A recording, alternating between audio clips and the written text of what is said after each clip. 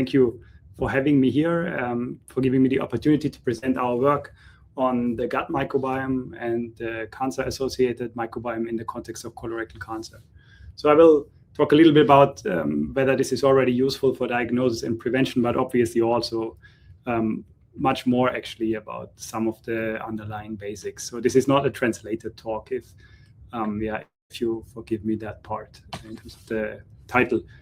So in my research group, as Edu has already briefly mentioned, we work a lot on tool development, technology development to underpin really studies of the human gut microbiome, other human-associated microbiomes, and to enable exploring their relevance in the context of human health and disease. And so we also work on several application areas. Today, I will really focus on colorectal cancer, a little bit of dietary interactions, and not go so much into the other areas. So by means of introduction, we are really an omics-driven microbiome research group. So this is the classical workflow that is certainly well known to many of you here, in the sense that we often start culture-independent sequencing efforts from a stool sample, extract DNA, and then generate some metagenomic sequencing data. And the computational analysis task then really consists in taxonomic profiling, associating certain gut microbes or other microbes with host phenotypes. This could be disease groups, or it could be survival or other characteristics that are clinically relevant. And finally, we would like to really dive deeply into metagenomic data to come up with mechanistic hypotheses as to how the microbiome might be causally related to these diseases. I should say hypothesis here because this is obviously an association scenario in which we can't really provide causal evidence, but we can come up with hypotheses. These tasks are very fundamental to many microbiome research studies, but there are still a couple of problems or difficulties with each of these tasks that to some extent remain unsolved even after decades of research in this field. And we and many other groups have worked on developing software tools and approaches to address some of these problems. I won't go much into detail, but I want just to highlight a couple of these tools here in case you are interested. You can also find more information on our website. One of these tools I would like to quickly present here, which is called Cayman, and deals with carbohydrate active enzymes in metagenomic data. So this has recently been published, and it's really a tool to annotate routinely and profile from metagenomic data carbohydrate active enzymes. So these are enzymes for which microbes break down complex carbohydrates that we find, for example, in dietary fiber, but also host origin, for example, in mucus. And so our approach here is centered on metagenomic gene catalogs that are established directly out of metagenomic data by partial assembly, for example. And then you have such a fairly large catalog with dozens, maybe sometimes hundreds of millions of metagenomic genes. And we annotate those genes using sequence data that we know from carbohydrate active enzyme studies. So we really use profile HMMs to annotate gene catalog sequences with these Cazyme families. And additionally, we also spend a lot of time in curating the functions of these Cazymes in terms of their substrate specificity. So we made a hierarchical substrate annotation scheme, which we can also transfer and use to annotate gene catalogs. And then we come from the other side by mapping metagenomic reads to the gene catalog in order to quantify the abundance of these Cazyme families and substrate preferences. And so you can really directly go from shotgun metagenomic data to substrate preferences and look at how these shift, for example, between groups of patients or over time. You can ask questions of what's the repertoire for mucin or fiber degradation, and does that change over time? Right. So we applied this tool not only to metagenomic data, but also to genomic data. So here is a large-scale analysis of genomes coming from isolates, but also from metagenome-assembled genomes that represent the human gut microbiome. And we studied those genomes or annotated those genomes with respect to Cazymes. And you can see that the Cazyme repertoire of these individual genera varies quite widely across the tree. And there is some genera which are well-known mucin degraders, for example, Bacteroides, very well studied for their capacity to degrade both mucin and dietary fibers. So they're very universally skilled in terms of carbohydrate enzyme repertoire. But there's also other less well-studied genera, for example, Eisenberg-Jeller and Hunger-Teller, maybe not so prominently known, not so abundant in the gut microbiome, but that also have a very high number of cazymes for especially mucus utilization. But that has not been described before for those genera. So we teamed up in Nassos Tipas group at EMBL and set out to validate this prediction experimentally.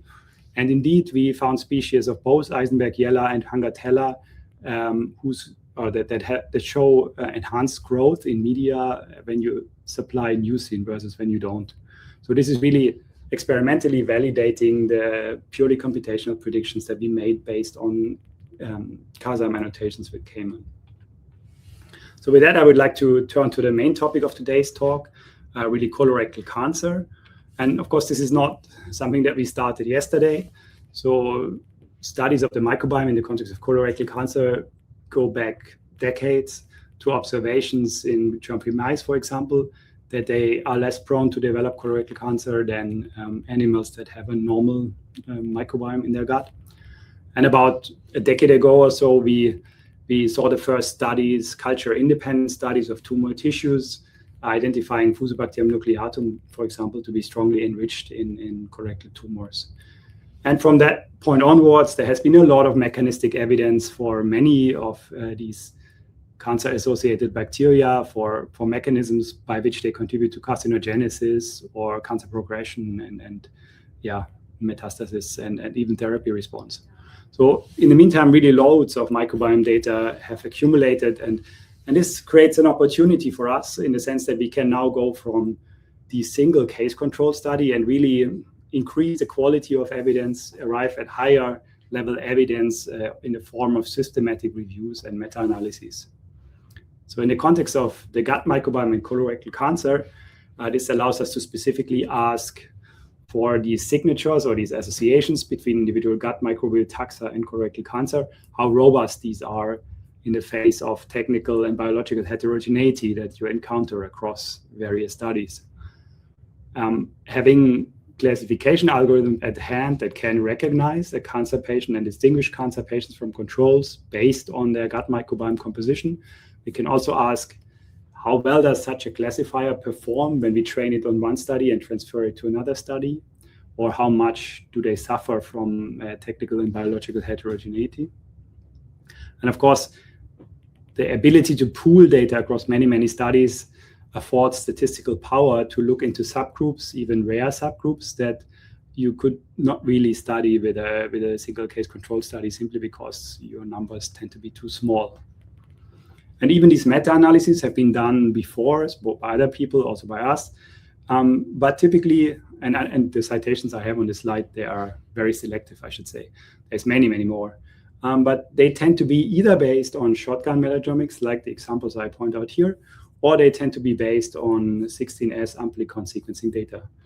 But in our recent effort, we really asked whether we couldn't combine data from both of these sequencing approaches into a unified meta-analysis. So we collected almost 7,000 samples. This is essentially public data available from public archives. And as I said, they come from both 16S and shotgun studies conducted around several continents across the globe. Of course, there is biases in which countries have been studied, but that's essentially as good as it gets when you look at the SRA or the ENA. So now that we have this heterogeneous collection of data with shotgun and 16S data, the first question we asked ourselves is, how comparable is data across these different sequencing approaches? And so to answer that question, we first conducted independent meta-analyses, one for the shotgun metagenomics data part and one for the 16S data part. And then asked, when we associated individual bacterial genera with colorectal cancer, how well these associations would agree between the two sequencing approaches or between the two meta-analyses. And this is displayed here in the form of these two volcano plots, where the most strongly and most significantly cancer-enriched bacteria are found at the top right corner. And if you compare these two volcano plots, you quickly realize that's a very similar signature. So despite the technical differences, we can read out something that really agrees strongly across sequencing readouts. And we can take this one step further in terms of classification and can ask, if we train a machine learning model on 16S data alone, how well would that predict on shotgun data? And when we first did this, I thought, well, this is unlikely to work because classifiers are well known to be quite sensitive to subtle differences in data distribution and so on. So they tend to be quite vulnerable in this sense. But what we saw here when we conducted this analysis is that a classifier on the 16S meta-analysis part could actually transfer quite well on the shotgun data and vice versa. So they hardly lost any accuracy in this transfer across sequencing approaches, meaning that they are really robust to this technical and biological heterogeneity. Perhaps because these classifiers were each already trained on a pooled data set that captured already a lot of technical and biological heterogeneity. So they were quite robust to that kind of variance and could really tease out quite precisely the cancer signature. So now that convinced us that we could pool all the data in a combined data set and then go towards subgroup analysis. And one interesting subgroup is early onset colorectal cancer, in the sense that most cases of colorectal cancer occur at the age of 50 and older, but there has been an increasing proportion and an increasing incidence of colorectal cancer cases that arise at very early age, sometimes even in their 20s. And since these people are not typically targeted by population screening programs that have, in the last 2 decades or so, reduced colorectal cancer incidence and mortality, these younger people are not actually benefiting from these programs.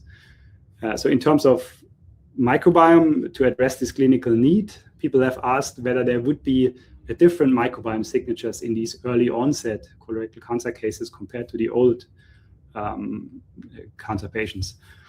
And several studies have already collected data on these questions and reported signatures, but some of them reported distinct signatures between early onset and late onset CRC, whereas others said, well, these signatures are actually fairly similar. So we thought with our large combined data set, we would have a unique opportunity to re-examine this question and maybe get even stronger and more globally applicable evidence for one or the other. So this is the result we obtained, shown as a forest plot, where we again have independent meta-analyses for the early onset cases and appropriate controls versus the late onset cases with age-appropriate controls. And what you can see here, if you look at this volcano plot, compare the dark red and the orange colors, is that this signature seems fairly similar. If you do a really direct comparison between the effect sizes of enrichment in colorectal cancer between the early onset cases on the x-axis versus the late onset on the y, you probably appreciate that this is a very, very similar signature, and that the key cancer-associated bacteria are found irrespective of the age of onset.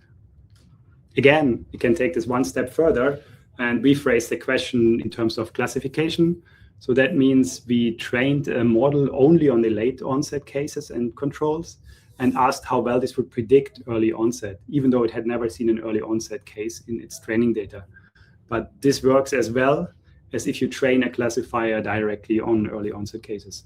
In other words, you can recognize the same signature no matter how you train the classifier. So there really is only minimal differences in our data between early and late onset. And there is a strong case to be made for a universal classifier that can be used across different sequencing approaches and across different onset groups. So with that, we turned into the metagenomic portion of our data set to really use this for higher resolution analysis to resolve strains and resolve functional annotations, virulence factors, and so on. So there is a number of very well-studied virulence mechanisms in the context of colorectal cancer.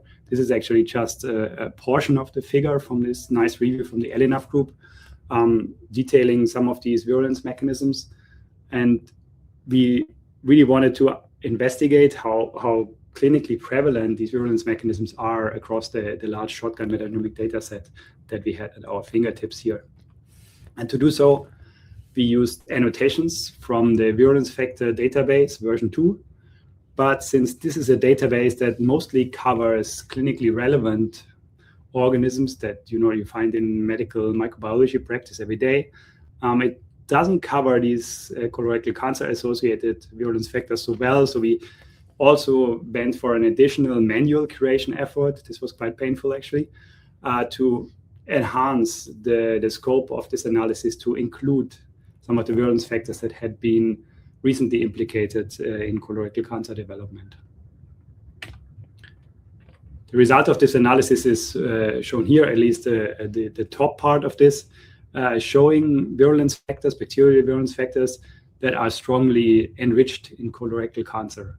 And this includes a lot of adhesins and other virulence factors that we know come from Fusobacterium, or Fusobacterium nucleatum specifically. So this prompted a more in-depth analysis into Fusobacterium as a very interesting genus in the context of colorectal cancer. So first, we gathered all genomes that we could get from public resources, so almost 800 genomes for Fusobacterium, and reconstructed a phylogenetic tree of those Fusobacteria. And then we annotated these genomes by their MOTU membership. So MOTU is the taxonomic profiling tool that we typically use to profile microbiome species in a molecularly consistent way. But we also used or forwarded the annotation from NCBI to compare this. And what this shows is that MOTUs are largely consistent with the phylogeny and the NCBI annotations in terms of Fusobacterium species and Fusobacterium nucleatum subspecies, as you can see here in this color consistency pattern. Maybe with the exception of some of these Fusobacterium nucleatum annotations from NCBI that have not been fully resolved at the subspecies level. So they are found throughout this Fusobacterium nucleatum clade here. And now if we also annotate the same genomes for the presence of virulence factors, as is shown here, a pattern emerges in this clade of Fusobacterium nucleatum and Fusobacterium periodonticum, which is very strongly associated with colorectal cancer, but also carries most of these virulence factors, Fusobacterial virulence factors here. So this is really probably a focal clade for future research on colorectal cancer. So to contrast this study with one that has just previously been published on Fusobacterium clades and strains, so we really also included genomes that were published as part of this Nature publication from 1.5 years ago. And so these researchers identified strains and classified strains, isolates, into 2 clades, which they called Fusobacterium nucleatum animalis, clade 1 and clade 2. One of which they reported to be tumor enriched, the other not tumor enriched. So when we took those genomes and mapped them into our phylogeny, they very consistently mapped into 2 clades that we had already established. So Fusobacterium nucleatum, or what they call FNA-C2, indeed mapped to Fusobacterium animalis, the MOTU. But the other one, the C1 clade, did actually not map into Fusobacterium animalis. So we rather think this is a Fusobacterium vincentii or watanabii species, a subspecies. And a similar independently conducted taxonomic reassessment of these genomes that was published last year also came to a similar conclusion. So we really think these genomes from that publication correspond to 2 previously established Fusobacterium nucleatum subspecies or species, even, if you will. So now with this strain-resolved virulence factor annotated Fusobacterium nucleatum phylogeny, we also were asking, so what about cancer enrichment of those strains? And can we maybe not only assess CRC enrichment of each individual strain, but can we maybe further resolve this geographically even? And so that's what we tried here. And some of the patterns that you see here look similar to exactly what they reported in this publication, that the C2 clade is really strongly tumor enriched, and that's what we definitely do see for Fusobacterium animalis consistently across data from all the 3 continents that we had really sampled with this data set. So that's a consistent, strong tumor enrichment for this subspecies. But then if you look at the C1 clade, which they called non-tumor enriched, you think this may be the case indeed for the North American populations, but then for the Asians, there might actually be populations that have this quite enriched, this Fusobacterium watanabii clade. And if you compare across all these subspecies, you see this pattern more frequently in the sense that there are some species or subspecies that you do not see strongly enriched in North American or European populations, but that can be very strongly enriched, for example, here in the Multiferum clade in the Asian population. So I think it's interesting to really, in future studies, look more into even those strains and see whether there is strain differences between the Asians and the Europeans. The virulence factor potential may differ, and it's also interesting to ask what are really the reservoirs and the potential transmission routes between all these different Fusobacterium subspecies and strains.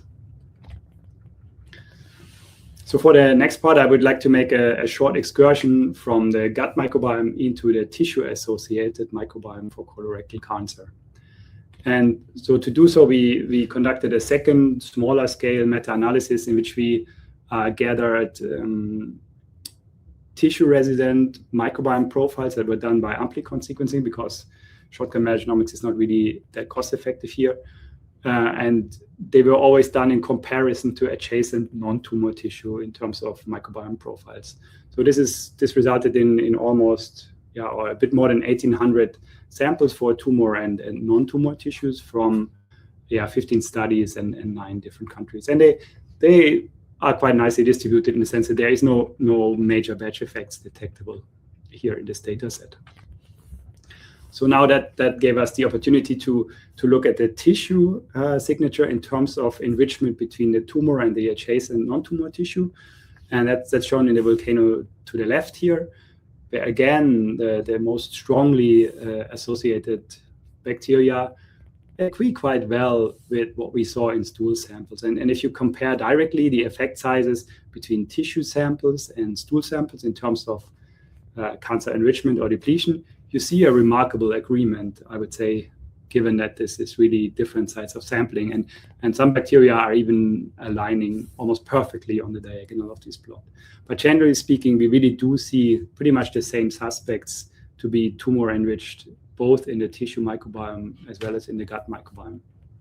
One thing though that's interesting, when we looked at the accumulated relative abundance of the, say, top 7 or so tumor-associated microbes, and that is that these microbes are more abundant even in the adjacent non-tumor tissue of colorectal cancer patients than they are in the fecal samples of these tumor tissues. So, and of course, the enrichment is even stronger in the tumor. But even the non-tumor tissue is colonized by those very same microbes, and overall, the readout may be a bit stronger in the tissue profiles compared to the stool or fecal profiles. So that means maybe the fecal profiles are a kind of imperfect proxy readout, which suffers a little bit from what I would call a dilution effect, in the sense that it may not always capture so well the situation at a localized small tumor in your stool sample that integrates bacterial content from across the colon or maybe even larger parts.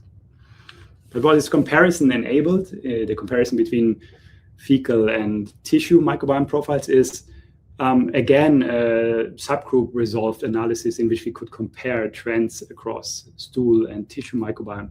And one of the things we looked into is cancer stages. And what we saw when we looked at the fecal profiles is that there is a tendency for the most strongly associated bacteria that their enrichment in the early stage tumors is a bit smaller than it is for the late stage tumors. And that's kind of signified by these lines that always are increasing between from early to late stages here, right? So that means the enrichment is always a bit stronger, more pronounced in the late stage, larger metastatic tumors. In contrast, when we looked at these trends in the tissue microbiome, we saw a much more uniform signal and not really a strong incline towards late stage tumors. So that means that from the tissue microbiome profiles, there's already evidence for a colonization of these tumors very early on in early stages, and not really such a bias for late stage tumors. Again, we believe that this is perhaps due to a dilution or a diluted readout in fecal samples compared to the tumor site itself. Of course, that means it's maybe also a bit of a challenge for non-invasive detection of early stage, very localized tumors. So that may be an issue for the future in terms of diagnosis. So in terms of diagnosis, where are we at this point? What can we do already, or how does microbiome readouts, how do they compare to established diagnostic readouts? So here I show the ROC curve once more, resulting from this unified microbiome-based CRC classifier based on genus profiles derived of 16S and shotgun data. And so here we achieved an area under the ROC curve of about 0.84. And this is fairly well in line with what Nicola Segata's group has published recently in Nature Medicine. They also had a metagenomic classifier with an AUC of about 0.85. When you compare this to the Colorectal test, this is a publication that's already more than 10 years old, but you will still realize that their classification accuracy is quite a bit higher than what we can currently do in metagenomics. And even compared to FIT tests, I would argue that the FIT tests are in the relevant area a bit more accurate. And we also probably need studies that more systematically compare the possibility to combine metagenomic readouts with FIT tests. We don't have a lot of good data for that at the moment. But in any case, I would argue there's a bit of a gap still in terms of diagnostic accuracy between what we can do today with microbiome-based readouts and what a non-invasive test that targets host tumor-derived DNA and blood in stool, what they can achieve at the moment in clinical settings. Related to this question of early detection and where are we currently in terms of diagnosis is, of course, the question, how well can we detect colonic adenomas as precursor stages for full-blown tumors in terms of their microbiome composition in fecal readouts? And to address this question, we first looked at a large portion of the adenoma samples that were coming with these colorectal cancer case control studies. So many of them actually contain also adenoma samples. And we applied our universal classifier to these adenomas as well, wondering if the distribution of these classifier scores would be similar to the score distribution observed for the colorectal cancer cases in red or the controls in blue. And what you do see here is that there is a bit of an intermediary score distribution. So they fall somewhere between the controls and the cases. So there is probably some similarity or resemblance of some of the adenomas with colorectal cancer. But if you then assess the classification accuracy of the colorectal cancer classifier on these adenomas relative to controls, tumor-free controls, you see that the accuracy is actually not that great. So that's shown here as the gray line in this ROC curve. It's around 0.65. And even a dedicated machine learning classifier trying to really identify adenomas directly, trained to recognize those versus controls, doesn't perform so much better. So this is still below 0.7 in its area in the ROC curve. And if you conduct a systematic LOSO validation where you leave one study out and train on the rest, you see that these accuracies vary widely between essentially random guessing on quite a number of studies to somewhat decent accuracies. But I would argue overall we are still quite far away from reliable adenoma detection based on microbiome readouts. And this result is consistent also with what Nicola Segata's group has published recently. So their adenoma recognition is not much higher, if I remember correctly. So what about CRC prevention then? Can we, if we can't diagnose it at this point, is there an approach that we could use for prevention via maybe gut microbiome modulation? And so as a first step towards answering this question, we asked whether the CRC microbiome score would be associated with dietary intake or habitual intake of dietary components that had previously been linked to colorectal cancer, such as dietary fiber. And what we saw here is that there is really a negative association between fiber intake and the colorectal cancer score.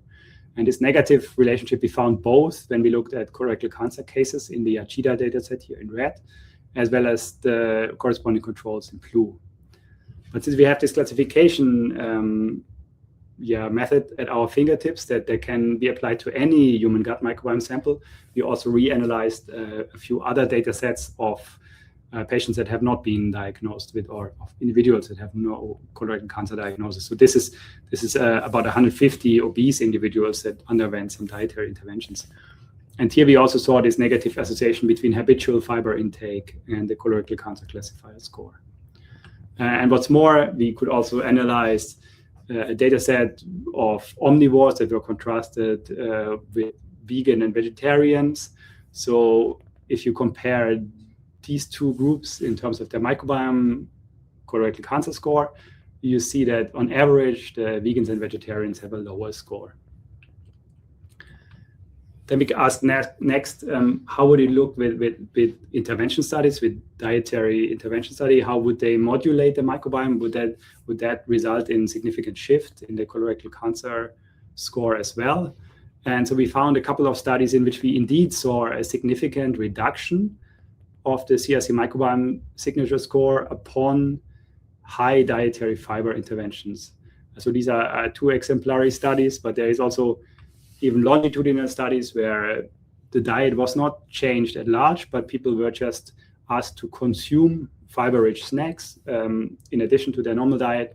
And even in such a setting, you can see that there's a significant reduction of the colorectal cancer microbiome score following the introduction of these fiber snacks. So overall, I think it's quite possible to modulate the gut microbiome with fiber interventions in a way that may make it less like colorectal cancer microbiome. And finally, coming back to the beginning of the talk where I introduced Cayman, we can also really go a bit more in detail and try to understand what's functionally behind these changes. And so we see the carbohydrate active enzymes also differing between cases and controls here if you separately analyze these studies for significantly differing cazymes. But you can also conduct a meta-analysis really and look into enriched versus depleted cazymes, and this will show that the depleted cazymes, they are actually enriched for fiber substrates. So many of these are actually targeting a dietary fiber, whereas the colorectal cancer enriched cazymes, they are more enriched for substrates that are derived from the host, such as mucin or glycosaminoglycans. So with that, I would like to come to the conclusion. What I've just shown you is, at least to my knowledge, the largest single disease gut microbiome meta-analysis that exists today. It really strongly confirms the existence of a universal CRC microbiome signature that is independent or robust to sequencing approaches and age of onset. And we do see biogeographic stratification at the subspecies and strain level, but at the genus level, there's really strong evidence for this being a universal signature. I also said that in terms of diagnosis, we're perhaps not quite there yet, in the sense that the detection of adenoma still remains quite challenging. Finally, we complemented this gut microbiome meta-analysis by a tumor tissue meta-analysis, which suggests that tumors are early on colonized by microbes in early stages, even though we can't read them out so well with a fecal readout. And we do see similar patterns also in terms of anatomic location. So this dilution effect also means that right-sided tumors are more difficult to detect in a stool readout than left-sided tumors, even though there is no evidence at the tumor microbiome itself for a similar pattern. And finally, I showed that the CRC microbiome score is associated with dietary intake patterns, most importantly plant-based or fiber-rich diets, and that we might be able to really, by fiber supplementation or other dietary interventions, modulate the microbiome in a way that makes it less cancer likely and perhaps also reduces thereby the microbiome-associated risk factors for colorectal cancer development. with that, I would like to come to the end and thank my group. This was a very exciting journey, and obviously we wouldn't be here without the hard work of many dedicated individuals. And yeah, thank you also to the funders here. And for the discussion session, I would just like to bring up this slide about our computational tools. I'm also happy to answer questions about those, but in case you're interested, feel free to check out the website. And yeah, with that, I would like to answer questions. Thank you.